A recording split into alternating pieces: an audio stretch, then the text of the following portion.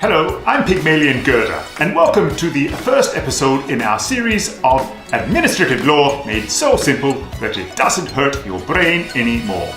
You might have already picked up from my accent that I'm Irish, to be sure. Administrative law can be a labyrinthine and complex area of merits review, non-judicial review, judicial review, mandamus, and certiorari, just to name a few. But like a cute little leprechaun, the Ombudsman can pop themselves up out of the rabbit hole and provide a non-judicial avenue of review to challenge administrative decisions. The Ombudsman can begin an inquiry into administrative injustice without receiving any complaint from an individual. It is not the Ombudsman's role to remake a decision. It is only able to determine whether an original decision was unreasonable. One of the main advantages of the Ombudsman is that there is not a requirement to satisfy standing as there is when approaching courts and tribunals. But there are disadvantages. The Ombudsman cannot make a binding decision, is discretionary in which matters it will take up, and can only make recommendations to the Parliament. Today, our exciting new video explores the role of the Ombudsman and the breadth of its powers. Please sit back and enjoy.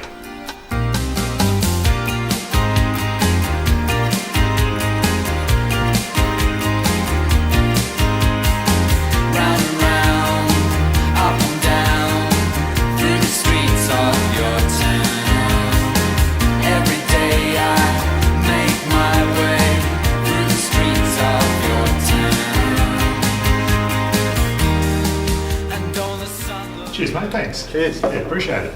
Fantastic.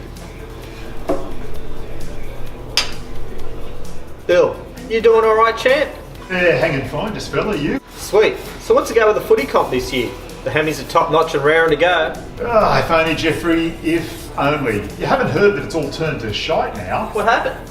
Well, Botany Council reckoned that we were going to organise the comp for nothing, and the Mayor made some pretty ripe comments about Paul and me and our families, that somehow we were ripping people off. You're kidding.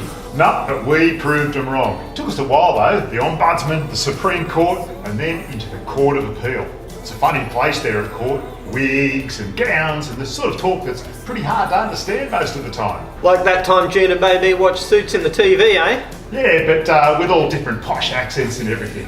Anyways, we never said that we were going to do the footy comp for nothing. We'd written letters and everything to the council, and we weren't going to let them get away with it. Doggo. So how'd you fix it? First, Paul sent in the FOI application just like you're supposed to, and that means council had 28 days to respond to us. Well, guess what? They did it. And so that meant not responding when they had refused our request to get the information we wanted. They're giving you the runaround, old son. They sure were. Next thing, what happens is that the deputy mayor decides we can see the documents and things, but they wouldn't change them to show that we actually hadn't been taking the money. Anyways, Paul thought the next best thing to do would be to go to the Ombudsman and get it sorted out. I've seen their ads on buses and stuff. Good idea. We could have gone to the district court or even the Supreme Court, but that external review process is pretty complex and would have cost a bomb. Anywhere you go near a court's not going to be cheap. The great thing is that the Ombudsman Act lets you complain about a government authority. So, it looked like the council was really going to be in for it. Happy days. But the thing about the Ombudsman, mate, is that they can't actually rap someone over the knuckles for what they've done. But they can report to the relevant minister and tell the minister what they think should happen. Like a recommendation? Correctamundo, champ. Then the minister's got to table that recommendation in Parliament. So the Ombudsman investigated and found that we had written to the council, all proper and clearly, saying who was going to get paid and everything to run the footy comp. So the Mayor definitely approved those payments. And that was only the tip of the iceberg. There was plenty of other correspondence talking about payments and fees. They knew it all. So the Ombudsman said that the council should have fixed it all up, made the retractions and amendments, and cleared our name. Instead, they dug their heads into the sand like bloody ostriches and made us the scapegoats. You're kidding. No, so the council went off to the Supreme Court and tried to say that the Ombudsman really didn't have any powers to make those recommendations. that the FOI Act was not really enlivened in respect of the documents referred to, and thus the whole thing was unlawful.